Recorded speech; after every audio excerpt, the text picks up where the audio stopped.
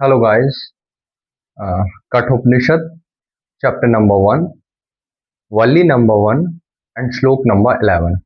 Before this we have covered 10 shlokas जिसमें हमने last में देखा था कि नचिकेत से यमदेव कहते हैं कि वो उन्हें वर देने वाले हैं और वो उनसे कोई 3 वर मांग सकते हैं क्योंकि वो उनका पूजन करने जा रहे थे।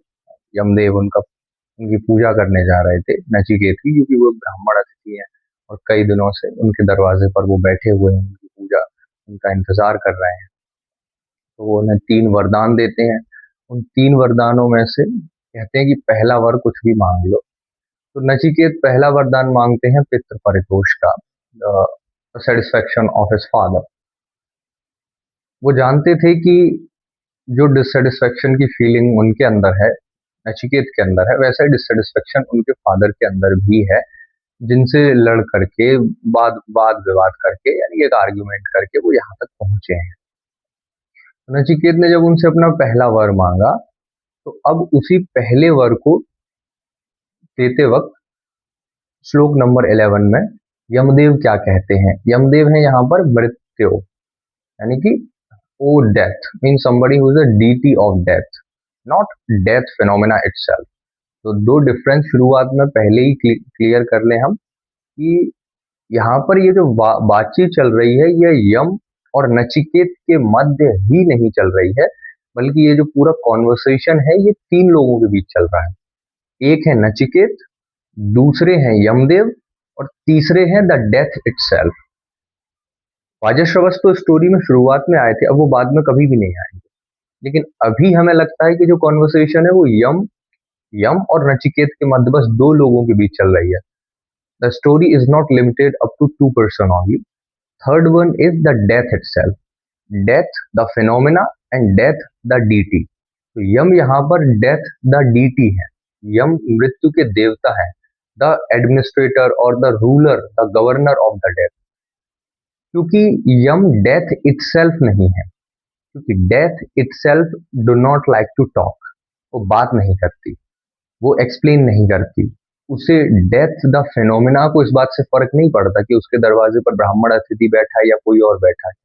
डेथ द इटसेल्फ का कोई दरवाजा ही नहीं होता। तो ये सारा दरवाजा, सारा ब्राह्मण अतिथि, पूजन पाजन, ये तो एडमिनिस्ट्रेटर का है, डीटी का है। डीटी कौन बनाता है? डीटी को बिलीवर बनाता है। बिलीवर जो है वो जो फेथ रखता है, बिलीवर और फेथ, हैविंग अ फेथ, वो जो बिलीव करता है कि एक डीटी होना चाहिए। जैसे मृत्यु होती तो मृत्यु को भी कंट्रोल करने वाला कोई देवता होता होगा, तो अब वो तो उसी देवता के पास जाएगा ना। उसे death as a phenomena observable ही नहीं है उसके लिए, तो वो डेथ एज अ फिनोमेना को नहीं समझ सकता, लेकिन वो डेथ एज अ डीटी के पास जाता है उससे बातचीत करने के लिए, वो उसे समझाएंगे। तो यहाँ पर यम है डेथ द डीटी, नचिकेत बात कर रहे हैं डेथ द डीटी से, लेकिन पीछे बैकग्राउंड में डेथ द फिनोमिना यानी कि मृत्यु स्वयं बैठ करके ये सारी घटनाएं देख रही है। तो यम और नचिकेत की बात में ना यम में उलझना ना नचिकेत में उलझना, ये दोनों एक तरह से टाइम पास कर रहे हैं। इन दोनों घटनाओं के बीच में जो पीछे डेथ द फिनोमिना बैठ करके आपकी और मेरी तरह इस खेल को ऑब्जर्व कर रहा है, उसे देखना। तो अब इसमें कहा जा रहा है मृत्यु ने कहा। क्या कहा? मृत्यु तो कुछ कहता नहीं है, तो मृत्यु के देवता ने ही कहा होगा, यानी कि किसी ऐसे ने कहा जिसे हम सुन सकते हैं, क्योंकि मृत्यु की बात हम सुन ही नहीं सकते। क्या कहा? यथा पुरस्ताद भविता प्रतीत औद्दालकी आरुणीर मर्त्य प्रशिष्टम सुखम रात्रिम शयता वीतमन्यु स्तवाम दद्र शिवान मृत्यु मुखात प्रमुक्तम। अब ये तो होगी संस्कृत, सुनने में अच्छी लगती है, लेकिन आप जब इसे एक्सप्लेन करेंगे तो उसे कुछ चीज समझ में आएगी। ये मैं सिर्फ रेफरेंस के लिए बोलता हूँ ताकि आप रिलेट कर पाए, ताकि आप सुनते वक्त आप भी अगर वो बुक खोले बैठे हैं तो आपको पता चल जाए कि मैं एग्जैक्टली क्या एक्सप्लेन कर रहा हूँ। अब मुझसे यमदेव कह रहे हैं, डेथ द डीटी बोल रहा है, मुझसे प्रेरित होकर अरुण पुत्र उद्दालक तुझे पूर्ववत पहचान लेगा।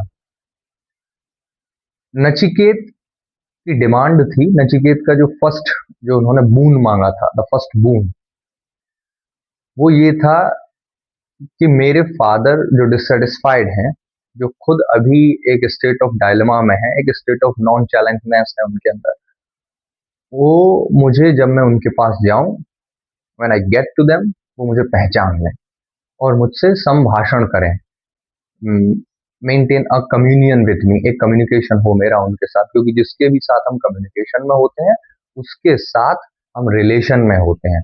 रिलेशन बनाने के लिए कम्युनिकेशन बहुत जरूरी है। Without communication there is no meaning in any kind of relation. यही नचिकेत कह रहे हैं कि वो मुझसे बातचीत करें जब मैं उनके पास जाऊं। तो यमदेव ने कहा ठीक है, I am death the deity, I am giving you a boon that when you get to your father they will he will talk to you. वो आपसे बातचीत करेंगे, वो आपको पहचान लेंगे। यही तो चाहते हो ना, यही होगा। क्योंकि सीमित, मैंने क्योंकि यमदेव ने पहले ही खेल शुरू कर दिया। पदार्थ विशेष मांग लो, anything which you like to have in the form of material, I will give it to you, I will offer that thing to you. तो ये पदार्थ विशेष है। अभी भी पिता की ही बात कर रहा है, तो ठीक है, जाओ पिता के पास। तो जब आप उनके पास जाएंगे तो अब वो आप उन्हें मांग तो वो आपको पहचान लेंगे। अब इसमें इंटरेस्टिंग फैक्ट ये है, शुरुआत में ही दिया है आपने, आप भी जब इसे पढ़ेंगे, मैंने भी पढ़ा, तो जब मुझे इसमें एक बहुत ही इंटरेस्टिंग फिनोमेना जो दिखा है, जो बहुत ही हिडन फैक्ट है, जो कि बहुत देर से समझ में आया मुझे, कि इसमें कहा गया है अरुण पुत्र उद्दालक।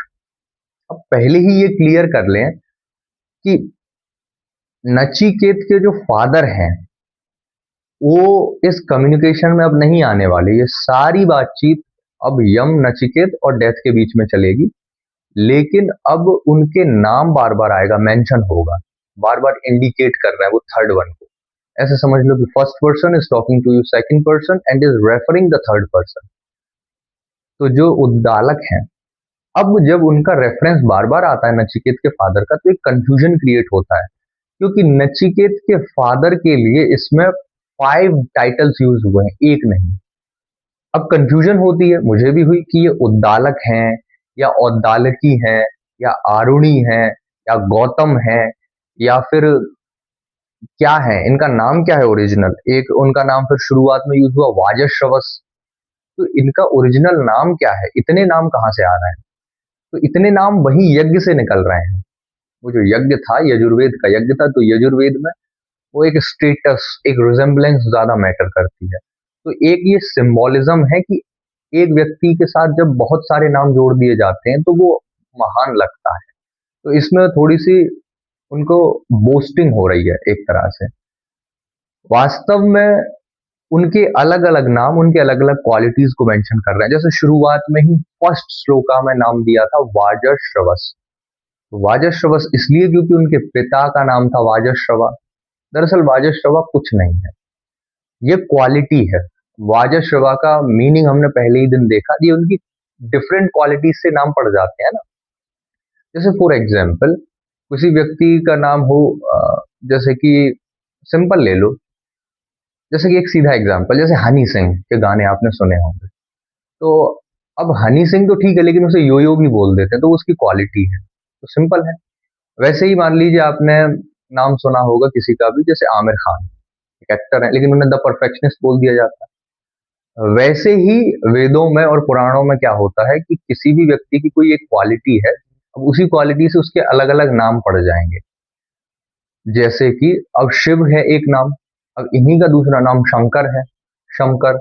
इन्हीं का तीसरा नाम भोले है, इन्हीं का चौथा नाम फिर रुद्र से भी जोड़ा जाता है, हालांकि रुद्र अलग होते हैं। तो अब एक एक करके अलग अलग नाम है। जैसे गणेश का जो एक नाम है, एक दंत है। तो अब एक दंत उनकी मटेरियल क्वालिटी को दर्शा रहा है, तो वो क्वालिटी की वजह से नाम पड़ गया। वैसे ही इसमें अलग अलग नाम पड़ रहे हैं, डिफरेंट डिफरेंट नेम्स यूज हो रहे हैं। जैसे वाजश्रवा, तो वाजश्रवा हमने पहले ही कहा कि उनके पुत्र हैं ये, क्योंकि वाज का अर्थ होता है अन्न और श्रवस का मतलब होता है, वाज का अर्थ होता है अन्न, और अन्न का सिंबल यूज हो रहा है मटेरियल रिसोर्सेस के लिए। और श्रवस का मतलब होता है somebody who is donating something in the name of fame. श्रेय, उसे श्रेय चाहिए, उसे यश चाहिए। वाजशव, तो शवा का मतलब है उसे यश चाहिए, फेम चाहिए। somebody is donating something material to gain something called as fame, तो वो फेम के लिए जो व्यक्ति दान करता है, तो उसी का पुत्र का मतलब कि उसी क्वालिटी में से उस इंसान में अब आगे जा करके उसी इंसान में नई क्वालिटी पैदा ये होगी कि वो वाजश्रवा से वही वाजश्रवस बन जाएगा, कि अब वो material gain, material resources donate करने वाला व्यक्ति, अब उसकी इच्छाएं बढ़ेंगी, अब फेम उसे और ज्यादा चाहिए, तो वो सिर्फ मटेरियल रिसोर्सेस नहीं, आगे चल के धीरे धीरे वो कहेगा कि मैं मटेरियल के साथ साथ नॉन मटेरियल चीजें भी डोनेट कर दूंगा, अपनी लाइफ डोनेट कर दूंगा, सब कुछ कर दूंगा, बड़े से बड़ा सेक्रीफाइस कर दूंगा। Why? Because now I am not satisfied with the limited form of fame, now I want the ultimate fame. वही अल्टीमेट फेम क्या था श्लोका 1 में, that he is doing the sacrifice in the name of winning the world, the विश्व जीत यज्ञ। तो वो Vajashravas quality है उनकी, कि कोई भी ऐसा व्यक्ति जो अब इस कदर दान करने पे आ गया है कि वो फेम की खातिर कुछ भी कर जाएगा, वो एक जगह पे बैठ गया है, अब वो बैठा रहेगा क्योंकि उसे फेम मिल रहा है, धीरे धीरे लोग वहीं पर उसकी वर्शिपिंग स्टार्ट कर देंगे, तो वो वाजश्रवस एक नाम। दूसरा नाम उसका गौतम, इसी को गौतम कहा गया 10th श्लोक में। गौतम इसलिए कहा गया क्योंकि अब इसमें एक स्टेटस मेंटेन किया जा रहा है, एक क्लैन है, ये गोत्र है, ये मेंशन किया जा रहा है कि उनका जो स्टेटस है वो गौतम ऋषि की परंपरा से चला आ रहा है। जैसे आप देखेंगे इंडिया में बहुत सारे ऐसे ट्रेडिशंस होते हैं, ऐसे कल्ट होते हैं, तो वो बहुत सारे ऐसे कल्ट हैं, बहुत सारे ऐसे कम्युनियंस हैं, इन्हें कहेंगे एक वर्ड होता है संप्रदाय। तो अलग अलग संप्रदाय धर्म की, रिलीजन को अलग अलग फॉर्म में एक्सप्लेन करते हैं। अब मजे की बात यह है कि हर संप्रदाय के हिसाब से उन सबके जो पूरा वर्ल्ड जो होता है वो एक किसी गॉड से निकला है, और हर किसी ने बहुत अच्छे से एक्सप्लेन भी कर दिया कि कैसे गॉड थे, उन्होंने एक्सप्लेन किया, फिर ऐसे करके वर्ल्ड पैदा हुआ, यूनिवर्स पैदा हुआ, और हर सवाल का जवाब हर संप्रदाय दे देता है। एक शैव संप्रदाय है, वो पूरी तरह से एक्सप्लेन कर देगा कि कैसे पूरा यूनिवर्स शिव से निकला है और वहीं से सब कुछ चला आ रहा है, और आज जो कुछ है वो शिवत्व ही है। एक वैष्णव संप्रदाय है, वो सब कुछ विष्णु जी के अवतार बता करके एक्सप्लेन कर देगा, और वो सारे एक्सप्लेनेशन दे देंगे आपको। एक शाक्त संप्रदाय है, वो बताएगा कि सारा यूनिवर्स शक्ति से आया है, आदि देवी पराशक्ति से, का उसी के फॉर्म है काली, दुर्गा वगैरह, चंडी। तो अब इसमें कोई अलग बात नहीं है कि रिलीजन भी यही कर रहे हैं, अलग अलग ऑर्गेनाइज्ड फॉर्म ऑफ रिलीजन्स जो हैं वो भी यही एक्सप्लेन कर रहे हैं। जैसे कि हिंदू एक्सप्लेन कर रहे हैं कि किस तरह से पूरा यूनिवर्स हिंदू गॉड से निकला है, ब्रह्मा विष्णु महेश, यहीं से। वैसे ही मुस्लिम्स एक्सप्लेन कर रहे हैं कि कैसे पूरा यूनिवर्स जो है वो डिवाइन क्रिएशन ऑफ अल्लाह है। वैसे ही क्रिश्चियंस एक्सप्लेन कर रहे हैं कि कैसे जो जीसस थे उनके जो गॉड के साथ रिलेशन थे, उन्होंने एक डिफरेंट वर्जन दिया है यूनिवर्स के क्रिएशन का, एक्सप्लेनेशंस का। इसमें से किसी को भी अब हम ये नहीं कह सकते कि ये सही है ये गलत है, बस सबके डिफरेंट डिफरेंट अप्रोचेस हैं, सबके अलग अलग हैं, हम किसी को भी एक्सेप्ट या रिजेक्ट नहीं कर सकते, हमें खुद वेरीफाई करना होगा। वैसे ही आप देखेंगे कि एक्सप्लेनेशंस हैं अलग अलग। अब वही एक्सप्लेनेशंस के चलते आप देखेंगे कि इन्होंने कहा गौतम एक नाम आ गया, क्योंकि ये गौतम ऋषि के क्लैन से खुद को रिलेट कर रहे हैं वाजश्रवा से। कोई मामूली यज्ञ नहीं चल रहा है, ये यज्ञ की परंपरा गौतम ऋषि से आ रही, तो गोत्र की वो मेंशन करने के लिए 10th श्लोक में वर्ड आया गौतम, तो उसका अर्थ यही है। फिर अगला नाम आया आरुणि, तो उसका भी रिलेशन यही है कि आरुणि मतलब कि जो अरुण का पुत्र है, तो अरुण का पुत्र था उद्दालक, और उद्दालक का पुत्र था औद्दालकी, औद्दालकी ही वाजश्रवस है।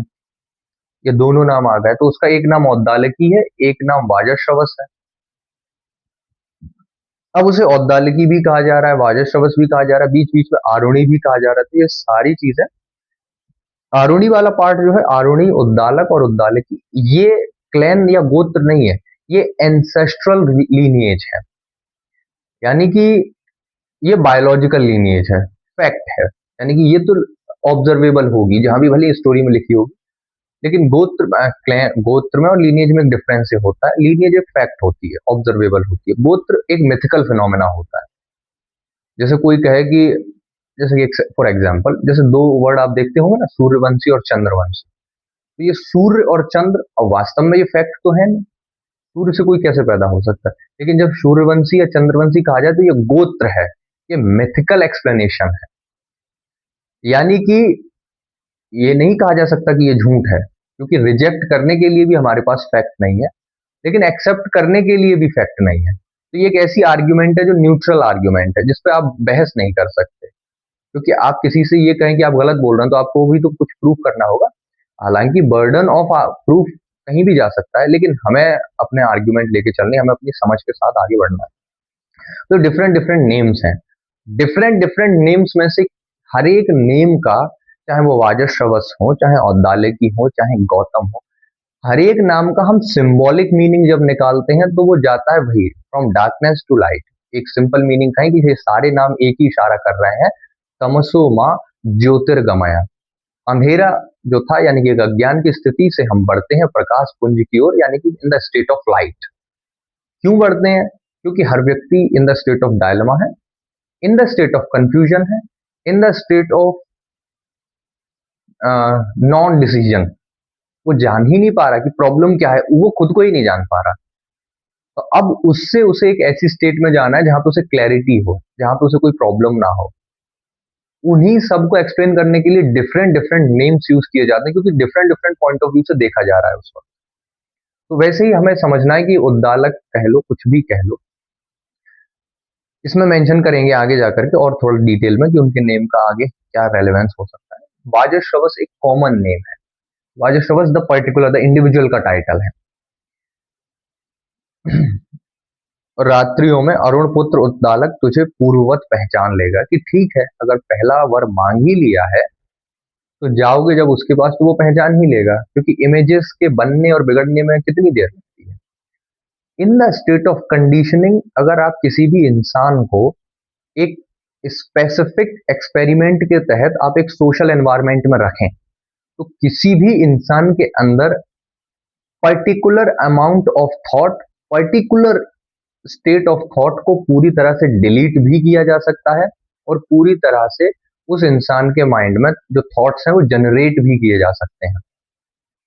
बस डिपेंड करता है कि बहुत हद तक उसकी सोशल एनवायरनमेंट कैसा, सोशल कंडीशनिंग कैसी, वो इंसान खुद अपनी बातें बदल देगा कुछ वक्त के बाद, उसे भी पता नहीं चलेगा। हालांकि 100% सोशल कंडीशनिंग मैटर नहीं करती, उस इंसान की कॉग्निटिव थिंकिंग भी मैटर करती है, कि वो व्यक्ति भी तो कुछ सोचेगा। कि भले ही व्यक्ति को यहाँ से उठा करके साउथ पोल पे ले जाया जाए और साउथ पोल पे सोशल एनवायरनमेंट बदल जाएगा, लेकिन वहां पर भी अगर मुझसे कहा जाए कि जो आग है वो पानी से जल सकती है, तो मैं वो एक्सेप्ट नहीं करूंगा ना, क्योंकि अब मेरी कॉग्निटिव थिंकिंग उस सोशल एक्सपेरिमेंट के बियॉन्ड है। लेकिन जो सोशल एनवायरनमेंट मुझे जो करने को कहेगा वो मैं करने लगूंगा, मेरे बिलीफ चेंज हो जाएंगे। लेट्स टेक द एग्जांपल, कैसे कैसे यमदेव ने इतने कॉन्फिडेंस से कह दिया कि उद्दालकी आपको पहचान ही लेगा और सब कुछ ठीक हो जाएगा। इसलिए कह दिया क्योंकि वो समझ रहे हैं वो एक ऐसी पोजीशन पर, वो उसकी मेंटल स्टेट को चेंज कर देंगे। कैसे चेंज कर देंगे, इसका कुछ साइंटिफिक एक्सप्लेनेशन अगर हो सके तो।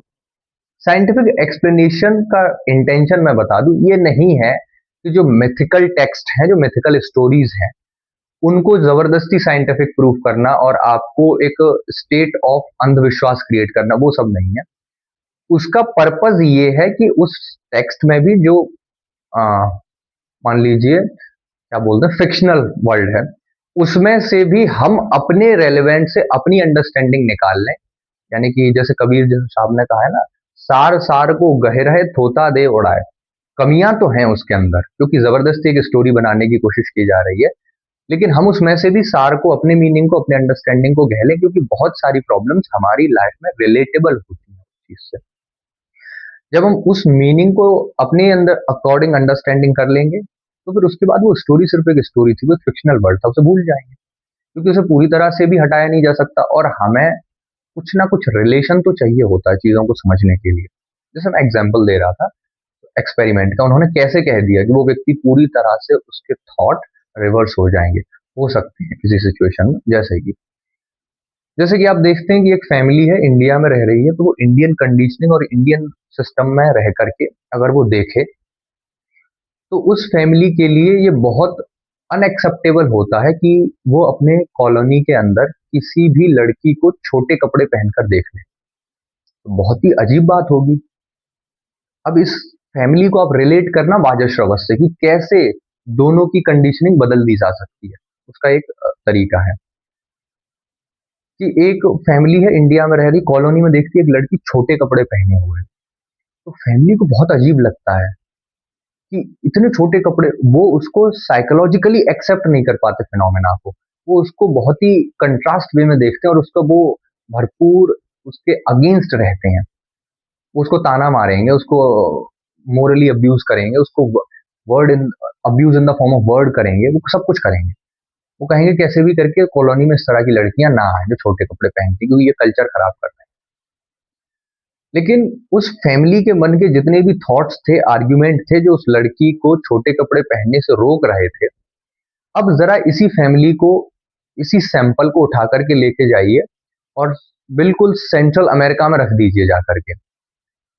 और जैसे ये फैमिली अब अमेरिका में रह रही है, सेम कॉलोनी है, सेम फैमिली है, सेम वही लड़की भी जाकर के वहां अब छोटे कपड़े पहने, तो अब इसी फैमिली के पास उस लड़की के छोटे कपड़े पहनने के विरोध करने के लिए उतने आर्ग्यूमेंट नहीं बचेंगे, क्योंकि वो फैमिली के आर्ग्यूमेंट, साइकोलॉजिकल आर्ग्यूमेंट भी तो एक सोशल कंडीशनिंग में पैदा हो रहे थे। क्योंकि फैमिली को पता था कि जब वो उस किसी व्यक्ति पर कपड़ों के ऊपर जब टिप्पणी करेंगे, कमेंट्री करेंगे, तो एक पूरी सोसाइटी उसे इनडायरेक्टली सपोर्ट करेगी। उन्हें पता है कि जब हम उसको डांटेंगे तो इसके माँ बाप भी हमारे सपोर्ट में आएंगे।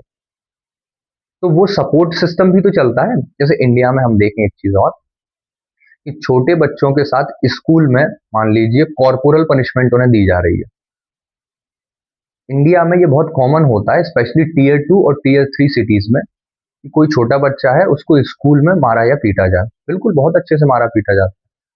तो अब टीचर के पास इतना कॉन्फिडेंस कहाँ से आता है कि वो एक छोटे बच्चे को डंडे से या हाथ से या मुर्गा बना रहा है या पीट रहा है, कॉर्पोरल पनिशमेंट दे रहा है, जबकि corporal punishment is a crime. उसमें इतना कॉन्फिडेंस कहाँ से आया? उसमें इतना कॉन्फिडेंस जहां से आया वहीं से यमदा डीटी का कॉन्फिडेंस है, वहीं से इस लीडर का कॉन्फिडेंस निकल रहा है।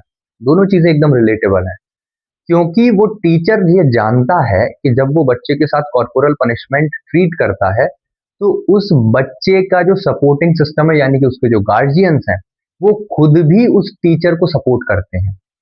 वो कई बार खुद उस टीचर से कह के जाते हैं कि बच्चे के इतना मारो, हाथ पैर तोड़ दो, कुछ भी हो जाए बस। या फिर कई बार ऐसे बोलते हैं, मैंने खुद अपने कई जगह देखा है, कि बस हाथ पैर नहीं टूटने चाहिए, बाकी आप कितना भी मारो, बस बच्चा पढ़ना चाहिए। तो अब उस सपोर्टिंग सिस्टम में उस टीचर में इतना कॉन्फिडेंस आता है कि वो उस बच्चे को किसी भी तरह से मोल्ड कर सकता है।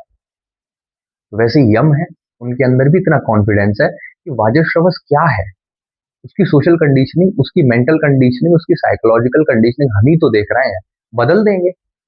एक ही कंडीशनिंग चेंज करने पर कोई फैमिली किसी एक मेंबर को कंप्लीटली डिस्कार्ड कर सकती है, और रिवर्स कंडीशनिंग में वही फैमिली उसी एक मेंबर को हाईली आइडियल मान सकती है। Let's take another example. जैसे एक चीज जो इंडिया में टैबू मानी जाती है, वो एक दूसरी सोसाइटी की में वो चीज एक आइडियल होगी, हो सकती है, बिल्कुल हो सकती है। जैसे कि let's take the example of European society.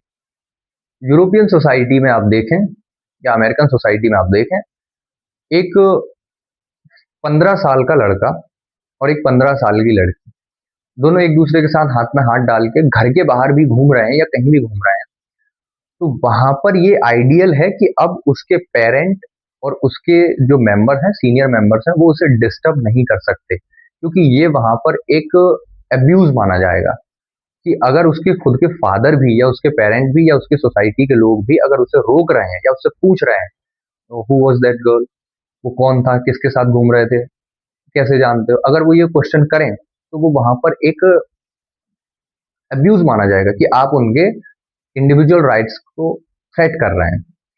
लेकिन वही सेम चीज अब इंडिया में ले आइए। अब इंडिया के स्कूल गोइंग बॉय या school going girl 15 year old, जब वो हाथ में हाथ डाल के घूम रहे हैं, तो अब इंडियन सोसाइटी की कंडीशनिंग कहती है कि उस सोसाइटी के जो लोग हैं जो उसे देख रहे हैं, उनको इतना राइट मिल जाता है इतना लाइसेंस मिल जाता है कि वो ना सिर्फ उन्हें रोक सकते हैं बल्कि उनको मनचाही पनिशमेंट भी दे सकते हैं। अब वहां पर जो आइडियल है, यहाँ पर वो टैबू है। इन दोनों ही चीजों में देखने वाली बात यह है कि इसमें उस इंडिविजुअल को जो रियलिटी लग रही है वो रियलिटी वास्तव में है नहीं। क्योंकि यूरोप में जो उसे आइडियल लग रहा है कि अगर वो बच्चे को डिस्टर्ब नहीं करेंगे, वो अपना पर्सनल टाइम ले रहा है, ये एक आइडियल है। वास्तव में वो आइडियल है नहीं, वो उसकी कंडीशनिंग है। और इंडिया में जो टैबू लग रहा है वो वास्तव में टैबू है नहीं, वो सोशल कंडीशनिंग है। वो सोसाइटी के ऐसा सिस्टम है कि वो उसको दूसरी तरह से देखना चाहता ही नहीं है, वो देख ही नहीं सकता, उसे एक ही परसेप्शन दिया गया। क्योंकि इंडिया में आप देखेंगे तो यहाँ पर अलाउ करके सोशल सिस्टम डिस्टर्ब हो जाएगा, ऐसा लगता है। वो एक अलग डिबेट है। और शेष रात्रियों में सुख पूर्वक सोवेगा।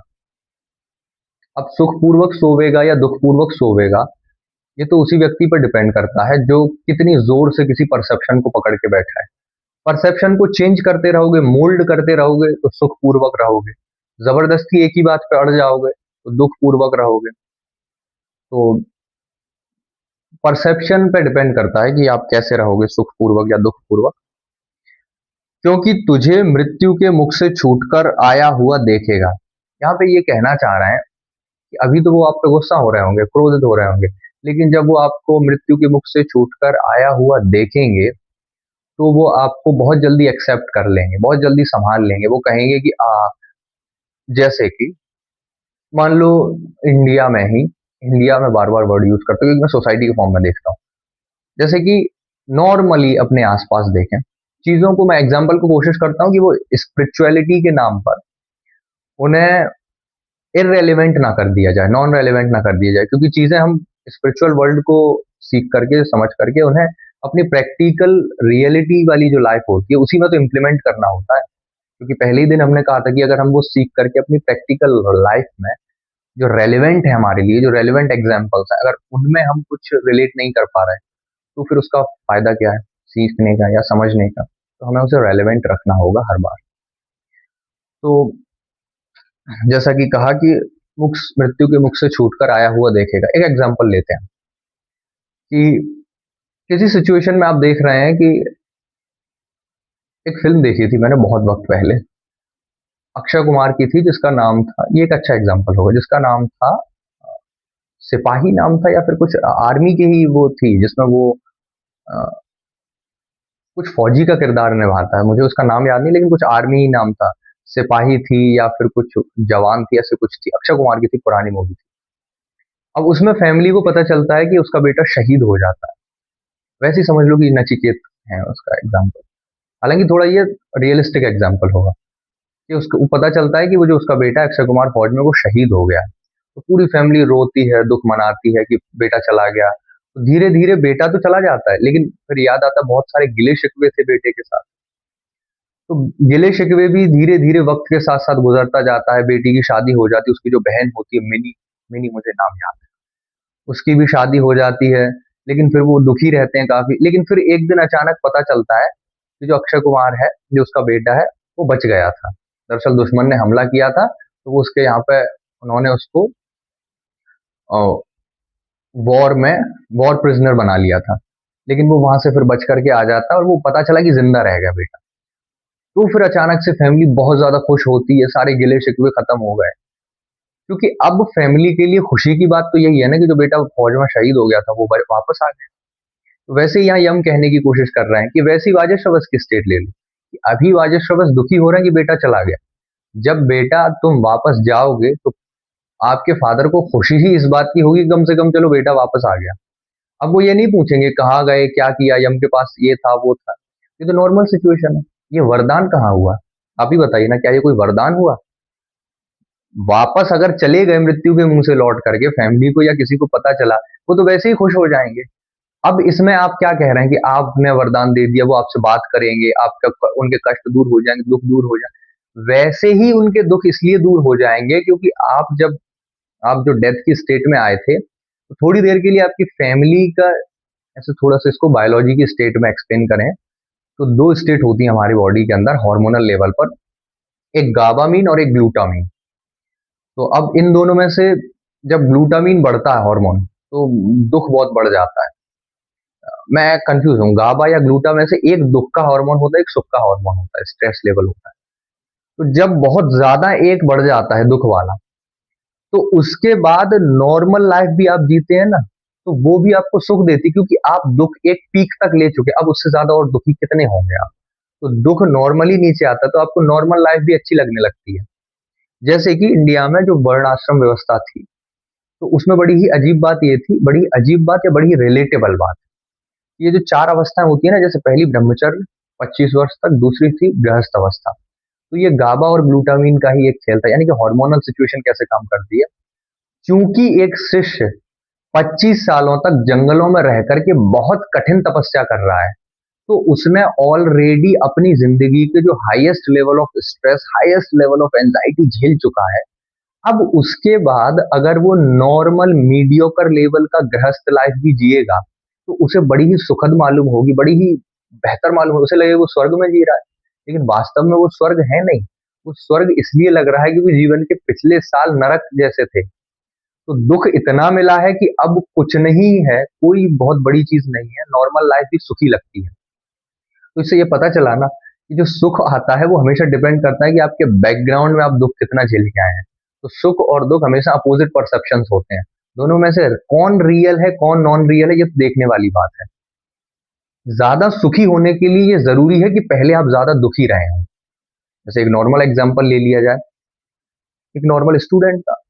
मान लो वो स्टूडेंट पढ़ रहा है, आज की भी डेट में भले ही अ, ब्रह्मचर्य अवस्था नहीं है आज, लेकिन हम गुरुकुल में नहीं जाते।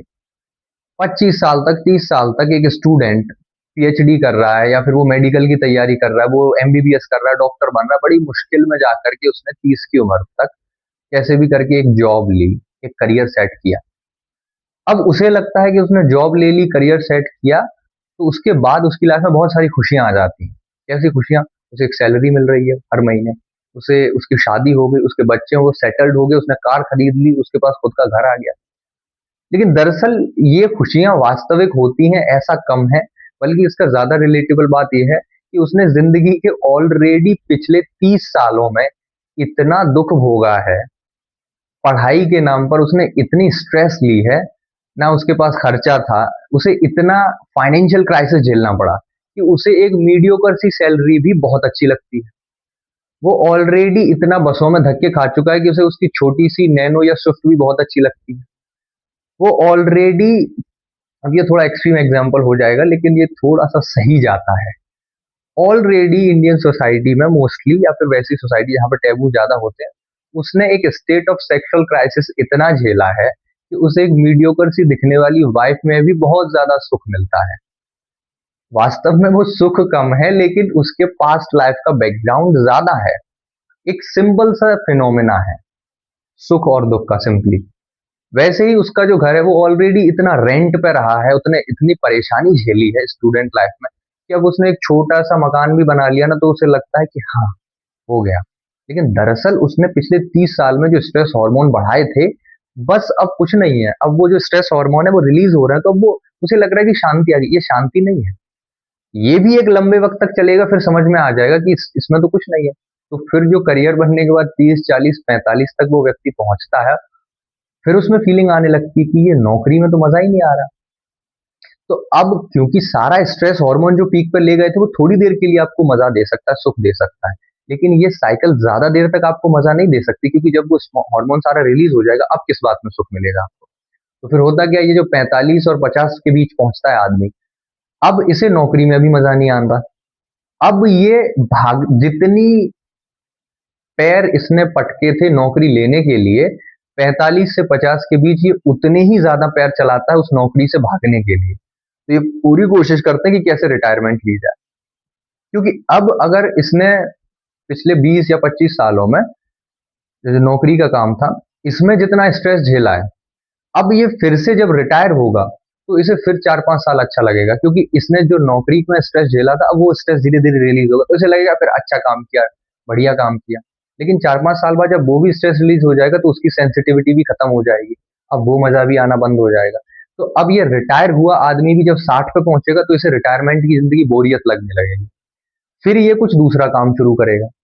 फिर हो सकता है ये घूमना शुरू कर दे, इधर उधर जाना शुरू कर दे, या फिर कोई नया इन्वेस्टमेंट करे।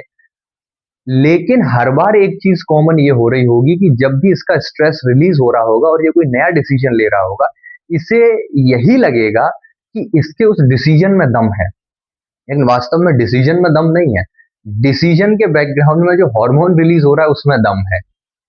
आपकी नौकरी जो लगी है या करियर जो सेट हुआ है उसमें दम नहीं है।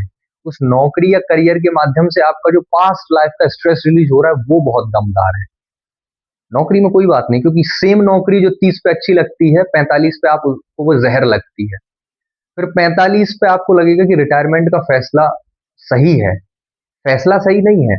ये जो पूरी नौकरी थी पिछले 15-20 साल की, ये स्ट्रेस तो निकालना है, तो वो स्ट्रेस सही है, रिलीज होना सही है। तो रिटायरमेंट के बाद आप कुछ और करेंगे, कुछ और करेंगे, कुछ और करेंगे, 70-80 पे होते तब तक तो मर ही जाएंगे। तो करते करते ही, लेकिन हर बार ये लगेगा कि आप अब सही हैं, अब सही हैं। और कब सही है ये किसे पता। तो वैसा ही होगा नचिकेत के साथ।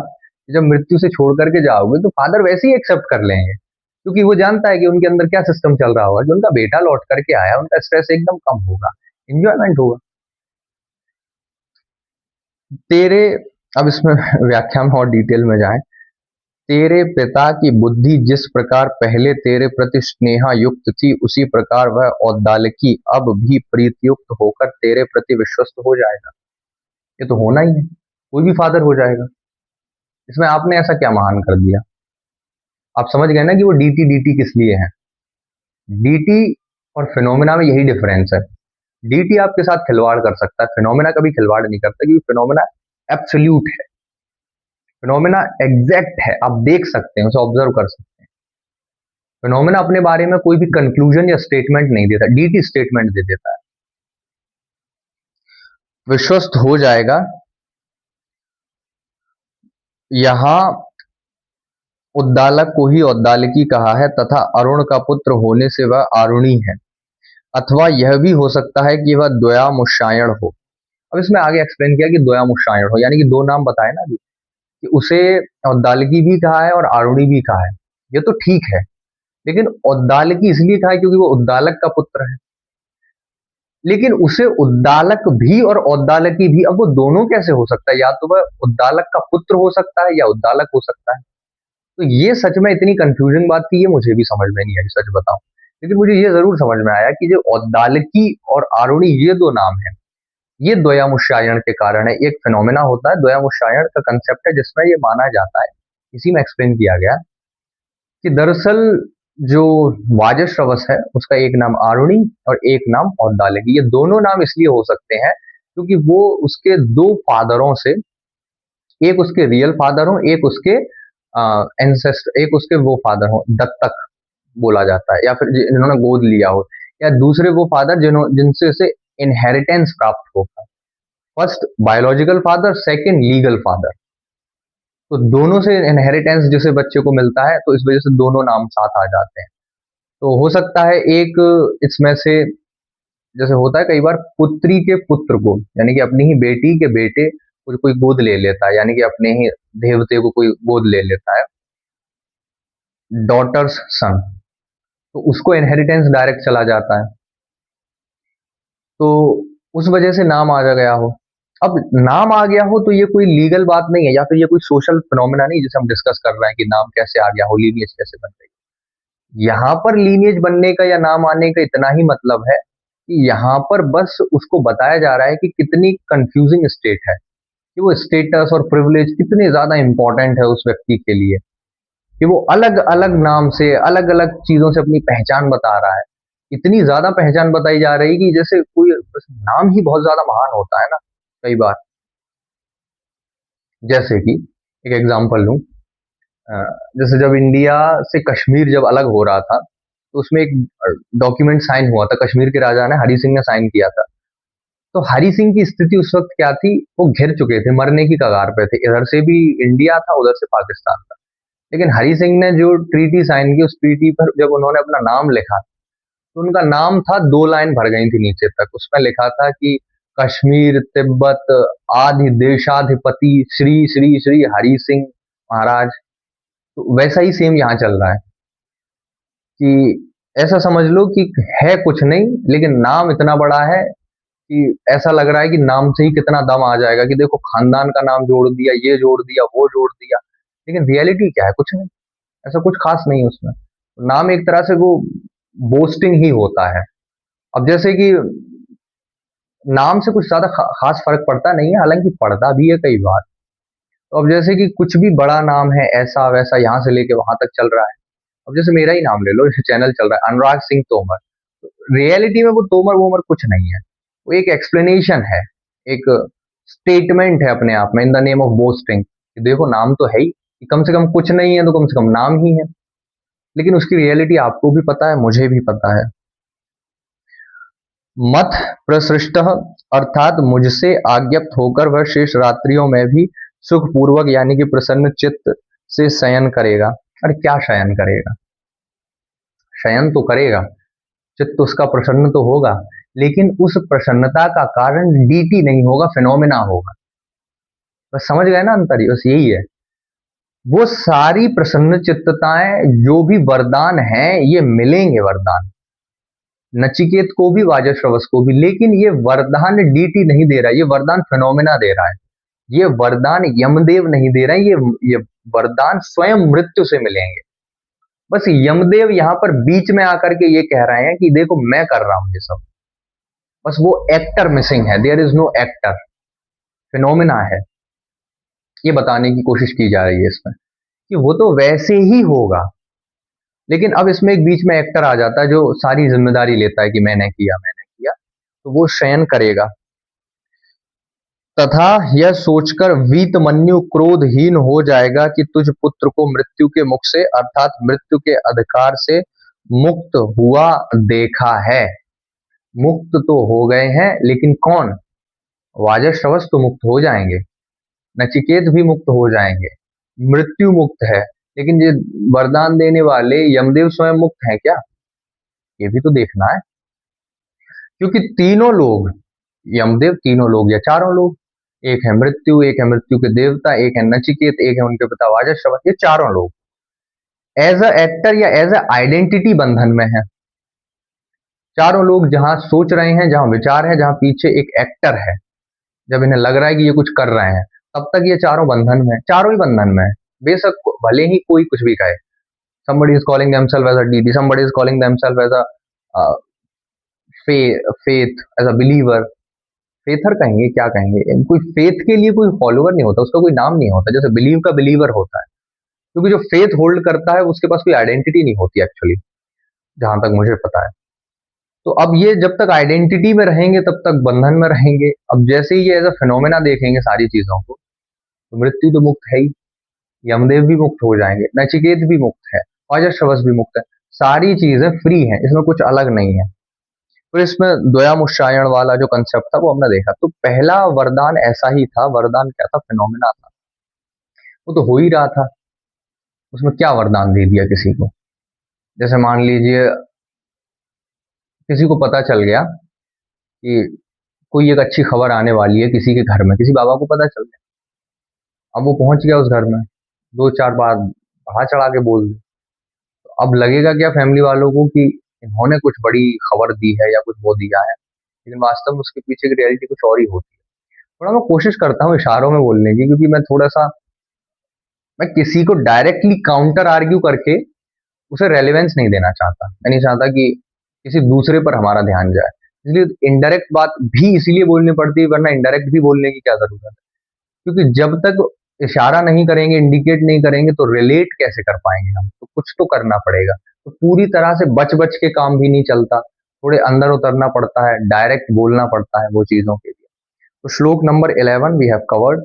Now afterward this we will cover श्लोक number 12, in which we will see that now are what are we going to face the next thoughts of Yamadev and Nachiketa, and what are the further instances which we are going to see there।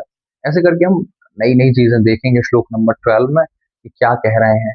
पहला वरदान दे दिया, ठीक है, अब दूसरे वरदान की बारी आएगी, वरदान देते ही जाएंगे। देखना है कौन किसे दे रहा है वरदान। Thank you very much for watching this.